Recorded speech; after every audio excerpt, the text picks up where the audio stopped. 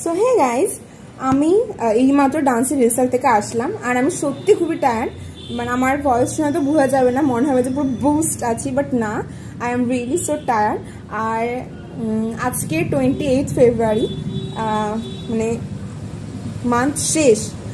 So 29 ফেব্রুয়ারিতে আমার birthday, যেটা অনেকের মনে হবে যে খুব লাকি একটা ডেট, খুব স্পেশাল, খুব ইউনিক একটা ডেট, বাট একদমই না।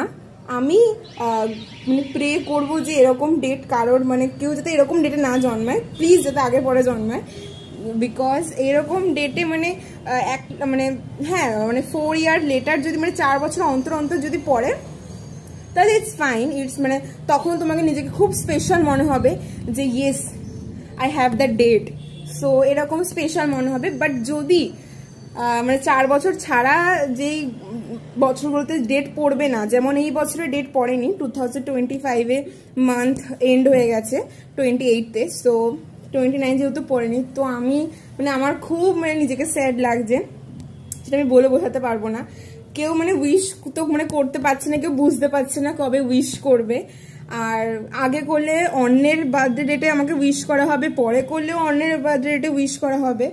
সো যাই না কি করব, যাই হোক, আমি সত্যি খুবই মানে হ্যাপি আছি, হ্যাপি অন্য দিক থেকে আছি যে যে আমি কিছু করছি, মানে সেটা মানে নিজেকে ব্যস্ত রাখছি। কিন্তু অন্য দিক থেকেও স্যাড আছি যে হয়তো মানে কেউ আমার ওপর টাইম দিচ্ছে না বা সামথিং এলস।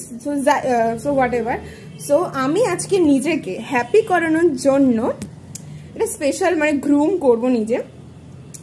সো আজকে যাব স্যালনে হেয়ার ওয়াশ করাতে অ্যান্ড ফেসিয়াল করাতে।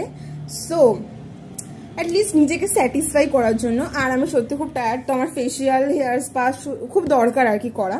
তো আজকে যাব।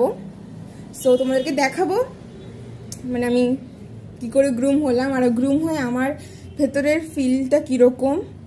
আর আমি যে আন্টির কাছ থেকে করাই ফেসিয়াল বা মানে হেয়ার কাটিং, যে হেয়ার থ্রেডিং, মানে আন্টিটা সত্যি খুবই ভালো। মানে আমার তো খুব ভালো লাগে ওনার বিহেভিয়ার, ওনার কাজ মানে খুব নিখুঁতভাবে করে, খুব মানে পেশেন্স নিয়ে করে। সো আমি আজকে যাবো ওনার কাছে ফর সেলফ গ্রুমিং। তো দেখা হবে তোমার সাথে, বাই।